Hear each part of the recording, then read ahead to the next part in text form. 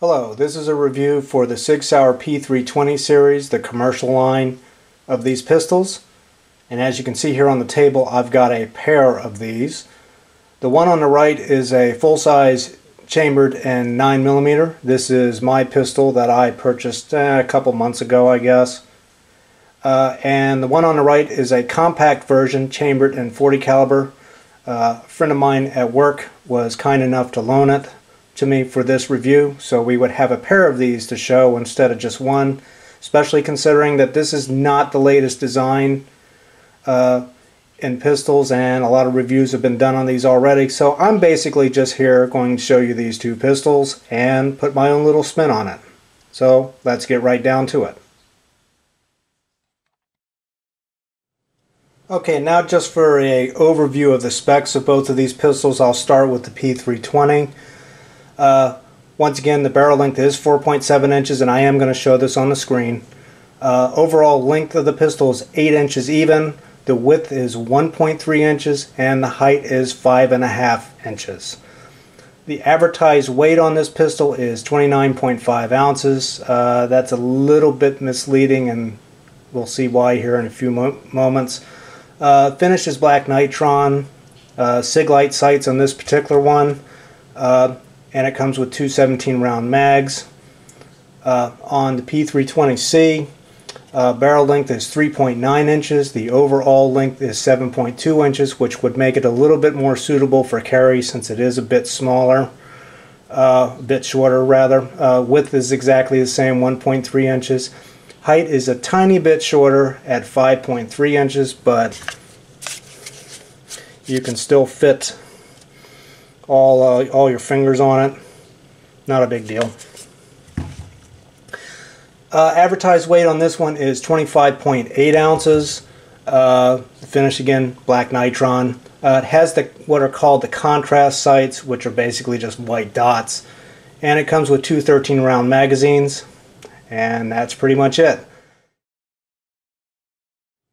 Okay, before I get into the features of these pistols, just a little bit of background on them. This one has a born-on date of May 18th, 2018. This one has a born-on date of May 8th, 2018. So these were manufactured at around approximately the same time, you know, within 10 days of each other. This one to this point has 275 rounds through it. This one roughly 350. So these are probably not fully broken in, I would say, but I can say to this point neither one of these pistols has had any malfunctions of any kind, with the exception of I was shooting this pistol one day with gloves, and the gloves were hitting this little slide catch button and causing the gun not to lock back, or at least the slide not to lock back on the last round. And that was operator error, so I can't fault the pistol for that. That was my fault. Other than that, though, been flawless. So I'm going to go ahead and take you through a tour of these pistols. Just before we get into that, I'm going to show you that these pistols are clear, as we need to do, just so the safety Nazis don't, I don't know, put us in the penalty box, or whatever. Anyway, as you can see, this pistol is clear.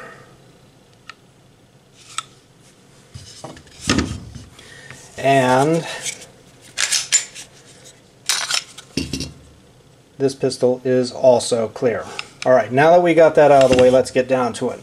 Pretty Spartan design here, really. Both of these pistols are exactly the same. The only difference is what they're chambered in, and basically the length of the barrel and the size of the frame and the slide. I mean, other than that, same exact design. As you can see here, very, very Spartan controls. You have your takedown levers here, slide catch button, which is on both sides on both of these pistols, as you can see. As you can see here, we do have the updated version of these two pistols with the thinned out triggers and the new internal safety features. I'm not going to go into details on the internals on that. if you're interested in more details on that, what I would recommend is going over to Mr. Guns and Gear's channel. He's got a very detailed video on that very topic. That's the one that I would recommend looking at. As you can see, we got the slide catch button on both sides of these pistols, and you got a mag release on the right hand side of the gun, on both of these guns I should say. It is reversible, and of course these are striker fired double action pistols. The term double action to me really is a bit of a misnomer in my opinion, because these are pretty light triggers. But they say they're double action, so it is what it is. The only other thing I can talk about is the build quality on both of these pistols is very nice. I like them both a lot. Very solidly built, very solid slides, nice grip with nice stippling. Not as rough as, say, as the TH9, but it allows for a really good purchase of this pistol. You know, get a good grip on it. And I also happen to think that this is probably the most accurate pistol that I own. Mainly because of these sights. Let me show you the sights on this one. We actually have different types of sights on these too. So these are the Sig Light sights, the glow-in-the-dark deals. I like the nice big dots. And this one has the contrast sights, otherwise known as the white dot. They do not glow in the dark, but both same size, very effective. Actually, this one's a little bit easier to see during the day. Whether the glow-in-the-dark sights are really going to be of any use to anybody in a dark alley in a self-defensive situation is very debatable, and we will not get into that. So that basically takes you through, oh yes, and the trigger. Let's show the trigger action. I'll go ahead and do this one first. These things are virtually identical. I mean, there is so little variance in these two triggers. I mean, it's not worth mentioning. But anyway, you get a little bit of take up here. As you can see, just a tiny bit of take up. You hit a wall and you get a break. Here's your reset. Very short reset. Bang. And just to show you on this other one, virtually the same. Same wall. Virtually no creep. Slightly spongy break on both of these pistols, but again, it's almost not worth mentioning. But since they are striker fired, they do have that tiny bit of sponginess to them. Reset. Same. There you go. Okay, so now I'm going to show a takedown on this weapon. First thing we got to do is pull the slide back all the way, and we push down this takedown lever. Then we bring the slide forward, and there we go. Pretty good sized barrel in here, 4.7 inches. Steel guide rod, single. If I can get it out of there. There we go. Nice big long barrel. It's a Sig barrel, and there are the internals of the slide for you. Not much to it. The only difference between this one and at least this compact version, and I'm guessing it's because it's chambered in 40 instead of 9, is the little well that you see right here is not in this one. I guess I could show you that real quick. Let me go ahead and put this back together.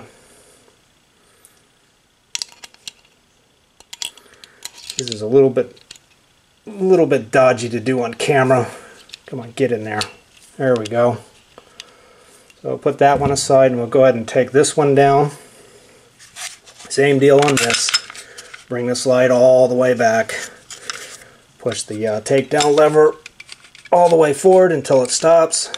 These are a bit tight since they're still new. I'll get more into that later.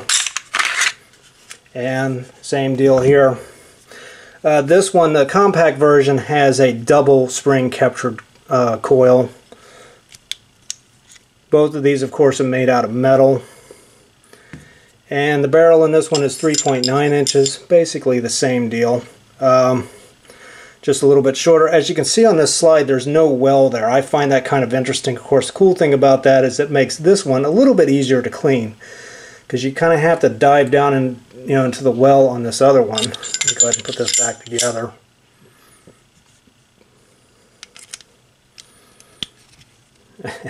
And the funny thing is this one's actually easier for me to put back together. Now I feel like a total moron. Anyway, so as you can see, the main difference between these two slides, other than the length, is you see that little well down here. That makes this one a little bit more of a pain to clean, but it's not that much of a bother. But there you go. And just to show you the internals of the pistols themselves, and of course you've got the modular fire controls. See, as you can see, these are exactly the same exact thing. The beauty of this design, though, is that you can pull these out, which I'm not going to do here. But it makes it really easy to clean these entire pistols, even the inside of the frames completely. So that's really cool. So let's go ahead and put these back together.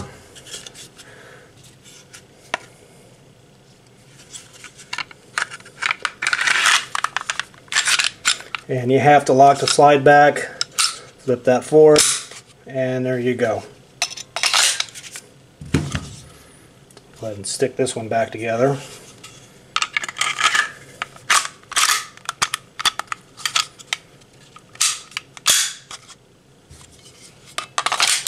There you have it. Pretty simple and convenient design, I might say.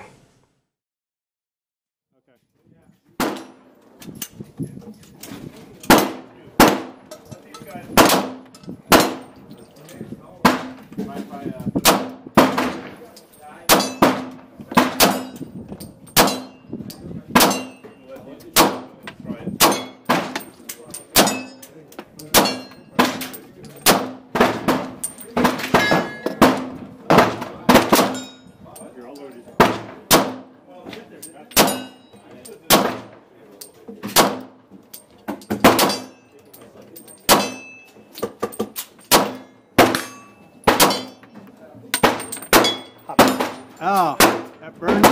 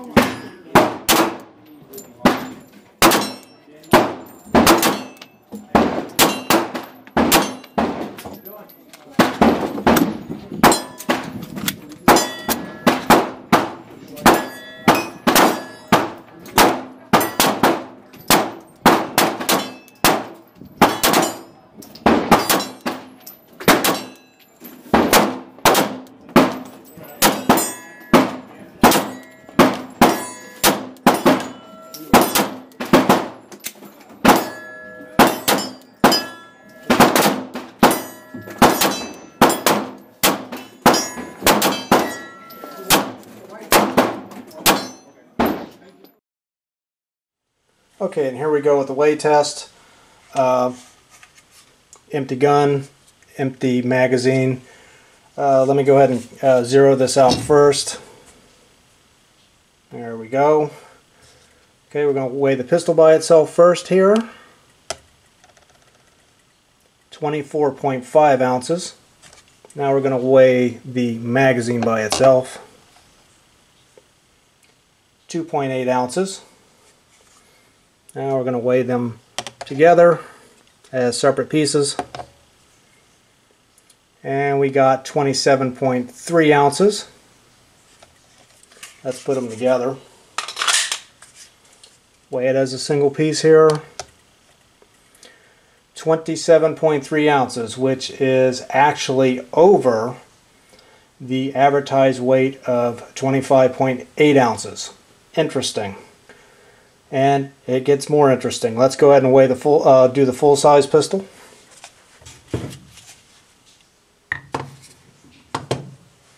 Again, empty magazine, empty gun. Just for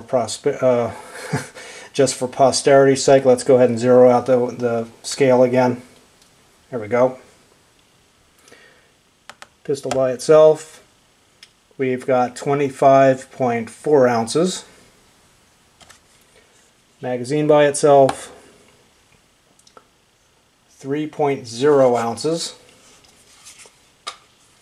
And then together as separate pieces, 28.4 ounces.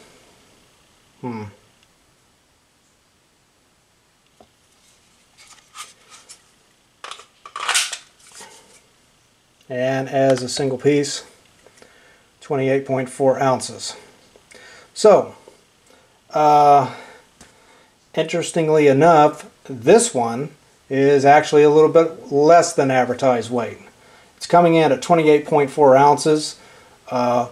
Advertised weight is 29.5 ounces.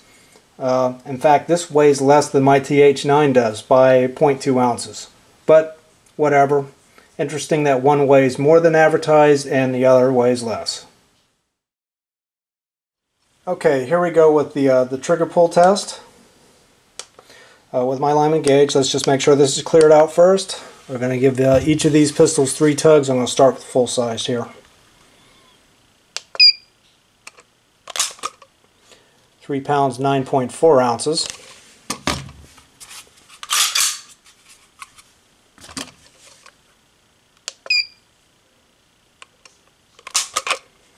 £3, 3.1 ounces.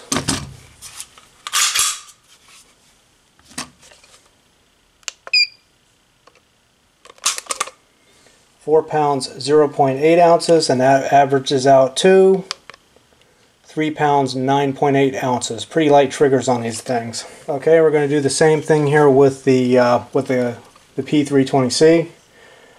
Clear out the gauge. Okay, here we go. 3 tugs. 3 pounds, 4.6 ounces.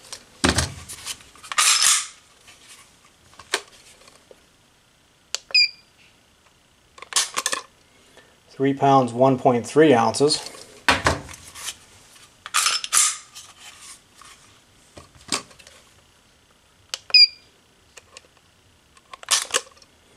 £3, 6.3 ounces, and that gives us an average of 3 pounds, 4.1 ounces. So both of these triggers are pretty light.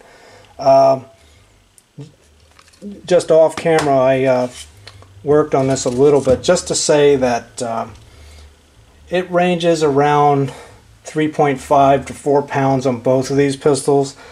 It just kind of depends on how I pull it. Okay, and that brings me to the pros and cons section of this video. As I talk about these, we're going to show some shooting footage here for on both of these pistols. Might even get some slow-mo action in there. I purchased a new action camera, but at the time of this tabletop shooting, I have not taken that camera out to the range. But we're going to take these two pistols out again and shoot them and see if we can get a little bit better footage on them.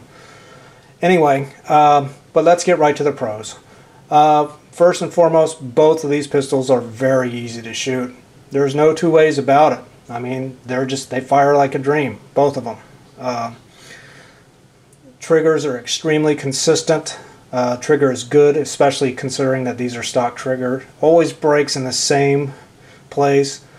And like I said, both of these guns feel virtually identical on the pull.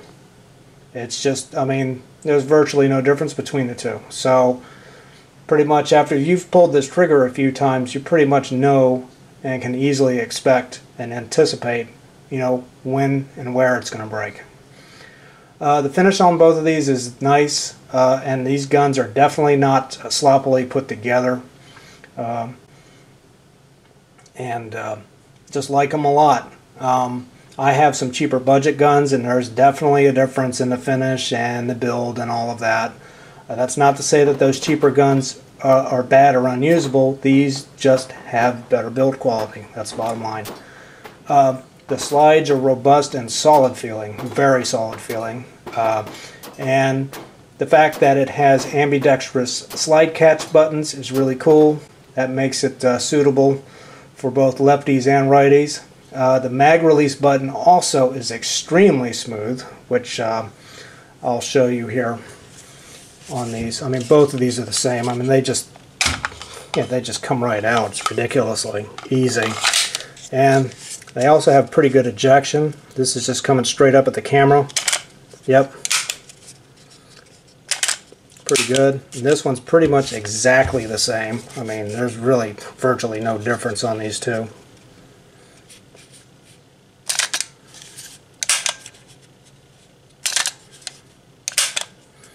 Anyway, but like I said, both of these have very, very nice mag release buttons, and they are reversible. So that does make these pistols, along with the slide catch button being on both sides, suitable for both left-handed and right-handed shooters. So that's a nice feature. The grips, of course, allow for a very secure purchase. That stippling is really nice without being, it's not going to like tear into your hands. It might irritate you a little bit if you were to do inside the waistband carry with it, which I wouldn't personally do with either one of these pistols, because neither one of these is small enough in my opinion, but that's just my personal preference. Both the Sig light and the white dot sights are big and easy to see. That's just beautiful. Makes it a lot easier for those of us that have very lousy eyes like I do, to zero in on targets. So kudos to that. I also like the fact that these have high bore axis on it. I'm not a low bore axis guy. I'm a high bore axis guy, so that's cool. I like that a lot. The recoil on both of these, very manageable. Even the smaller framed P320C chambered in 40. It's pretty easy to shoot. I mean, it's got a little bit more recoil than the 9mm does, but not a whole lot. Oh, one thing I did forget to mention, you get 5 1913 Picatinny slots on this one, and this one gives you 4. So any accessories that you want to mount to either one of these guns, you've got plenty of slots to work with, so that's cool. That brings me to the price. The price is very reasonable for a Sig Sauer on both of these pistols. The MSRP on this one is $679. That's with the Sig light sights. This one has the contrast sights, and any of these will retail, or the MSRP rather, is $597. I got mine for $531. This one, I checked the site where I purchased my firearms from, and currently it was available for $462. So not a bad price for a Sig Sauer, not at all. The guns also are very, very easy to clean thanks to the modularity. Since you can take out that fire control unit and clean it separately and get inside the frame completely, yeah, you can keep these guns clean and pristine. I really like that.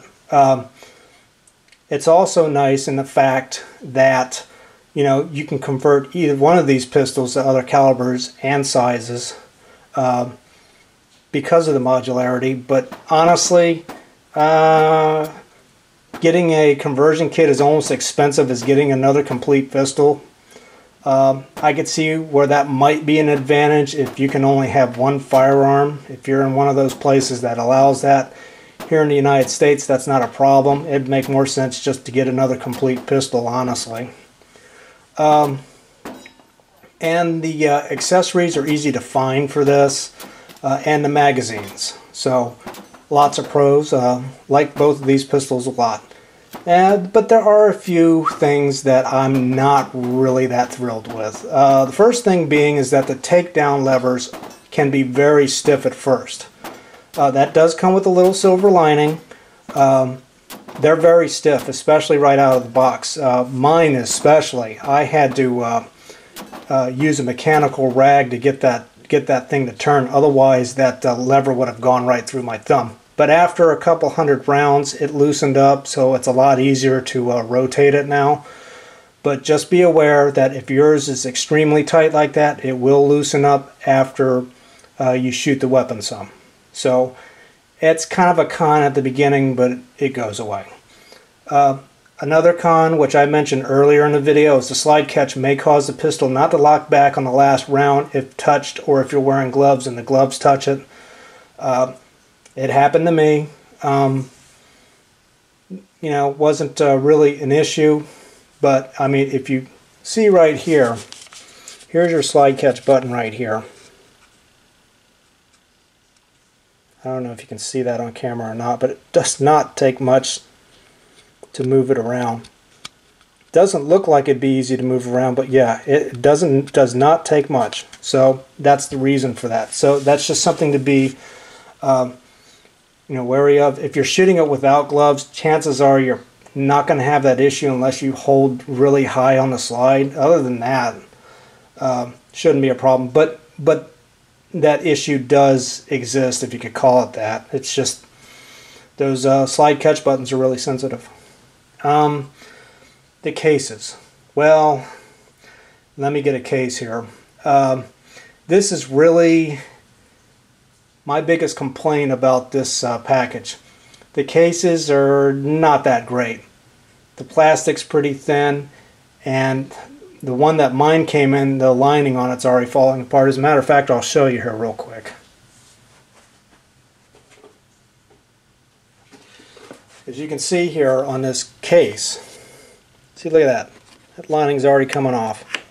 I don't know what happened that it would cause that, but just kind of cheap. I don't think it's going to break, but I wasn't really that impressed with that. Especially, you know, what it's containing inside. You would think that they would put a little bit more into their cases. I'm not a big fan of them. Not a big deal in the larger scheme of things, I guess, but just something I felt I should point out. Another con, and this pretty much pertains to concealed carry. You don't have a thumb safety, at least not in this model, or paddle safety features. With these light triggers, me personally, I wouldn't carry them concealed. For the range, they're just fine. For home defense, they're just fine. But carrying with triggers this light, without any external safety features, not going to do it. But just for that one thing. The magazines also are a little bit pricey, but at least they're attainable, unlike some other brands. Taurus. But anyway, but sometimes they do go on sale. But magazines are, you know, like I said, they're a bit on the pricey side, especially if you look at them on the Sig side. I think the last time I looked, they were like 44 bucks or something just for one mag. That's a little bit on the pricey side. But then again, I guess you get what you pay for. So that brings me to what I'd buy this pistol again. In my case, this one. Absolutely, I would. It's a really fun gun to shoot. You know, it's just, I like the build quality. You know, it's very manageable in recoil. I like it a lot. The bottom line is it's a well-built weapon that's designed to last, which cannot be said about, you know, more budget-oriented guns. I'm a lot more confident that this one's going to make it to, say, you know, thousands and thousands of rounds than some of my cheaper pistols, just because the build quality is better, the parts are better, and I'm not really that worried about it. So, yes, absolutely, I would buy it again. Nice pistol. Definitely recommend either one of these. I'm not really a big fan of 40 caliber, but for 40 caliber, that's a little bit smaller. It's very manageable, and of course, the 9mm in full size. I mean, that thing, it's a dream to shoot it. Anybody could shoot it. It has very, very manageable recoil. Other than that, that's really all I can say about these pistols. I like them both a lot. Definitely recommend. Thanks for watching.